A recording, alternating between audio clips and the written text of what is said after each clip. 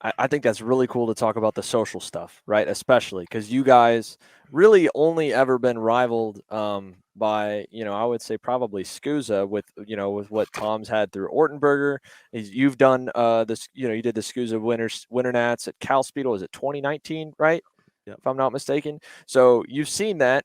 You've obviously got a major background in digital media. That makes it a little bit easier knowing what to expect out of that. But the last few years, you've gotten to also be kind of on the other side, the guy that's helping, investing in it. So from a series owner perspective now, has that kind of changed how you look at like how you budget it? I mean, I know you guys are in a little bit of a different spot. Every series kind of is structured. You guys have both stars, but it's also NK. So there's kind of an added value if you put a lot of marketing money into getting karting content out there because it grows the whole sport and you guys benefit from that as well. But how do you view it now? Do you view it any bit differently than maybe where you thought you viewed like the value of the videos you'd put together back in the day, the pictures you'd shoot back in the day, now that you're kind of also the guy that's hiring people to help you do that stuff too? Like how do you weigh that as a series owner a little bit?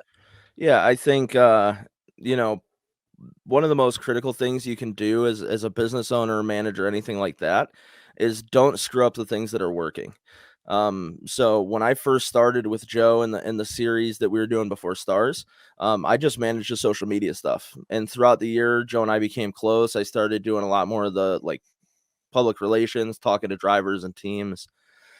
But really, that sort of thing is kind of what propelled us. This is our fourth season with Stars, and the trajectory has been almost straight up. And a lot of that can be contributed to like the team and the people that put on the races and smile and talk to customers at the track. But I think a lot of that can also be put on the marketing and put on the fact that even let's say when Stars was at the bottom of the totem pole and didn't have a ton of entries and maybe only had one or two national level drivers, it still looked sexy. It still looked like something you'd want to be a part of. And I can't take any credit for that. Hats off to Scusa and Ortenberger and those guys. Most of what I learned from Ortenberger. And even just not only watching him work and Wyatt and Todd and all those guys, but stuff that they sat me down and told me. And even at personal times in my life where I was like working working for a team and wanted to do the social marketing stuff more and didn't really have a way in. Ortenberger was like, I'll give you work. I'll feed your family basically until you get your feet on the ground. And that's when I met Joe actually. Um, so I think that if that's worked, it's obviously got to be something that we maintain. Because if we give up on it now, then maybe the series would stay big, but it loses something that it's at the heart of what the series is.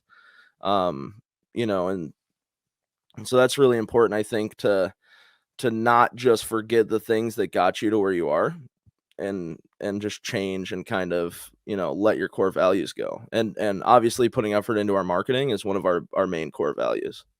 Right, because it's I run into this a little bit and weigh it out a lot, in our weekends to weekends. You really can't look at it in the short term, right? You can only really value all the money you've thrown into it over like a longer, like what you're talking about, like a more of a long term 3-4 years. I mean, that's not long term in business, but that's more than where a lot of people think in our sport of week to week, race to race, month to month, season to season of did this move the needle on entry wise? And then you kind of go back from a grander scope. And then I think on the flip side, right, Scusa, out of every series, I feel like's weathered the storm of the market going up and down of either going to as the peak series or fading away or coming back or going away without, I don't think that happens nearly as seamlessly of them still being super stable on entries without all of the marketing and branding put out there.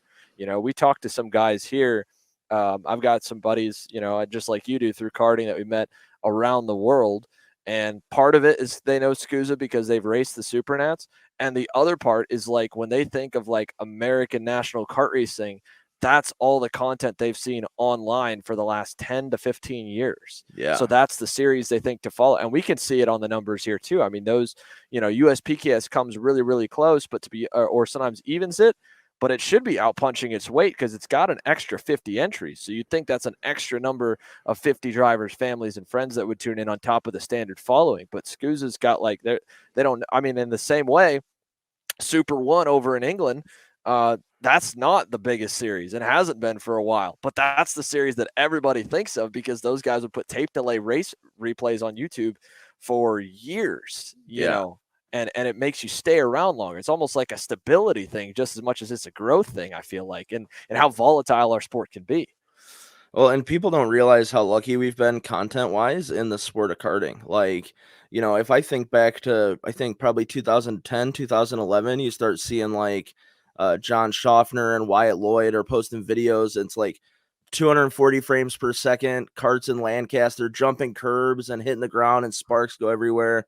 And it's like IndyCar doesn't have content like that today, unless it's coming out of like Flying Lap Media and Chris Ortenberger, who's now kind of moved on from karting to car stuff. Like you're not seeing the level of content we've had in karting for 2.5 decades almost in IMSA, and like it's just kind of they're catching up to karting right now. And I think people almost got kind of desensitized to it. It was like, when the videos first started, it was, and part of it's, I'm sure, the social algorithms or whatever, but I had karting videos get 30, 40,000 views. I know Scooza's had videos get over 100,000 views before. Now you're lucky you put a 4 or 5 minute video out, you're lucky it gets 1,000 views. And if that, how many of those views are playthroughs or whatever. So people don't understand how lucky we've got it. And I think that, a big part of karting, whether we want to admit it or not, is ego driven. I think I'm faster than the other guy. I'm spending tens of thousands of dollars to be here, and I'm walking away with a $50 acrylic trophy. So if it's ego driven, they want to be able to go to work on Monday and show their employees or their partner a video of their kid ripping laps or doing something cool the weekend before. So I think not only is that valuable in getting new people into the sport because they share that stuff on social, and then Johnny from up the road goes, "Oh, I didn't know your kids did this."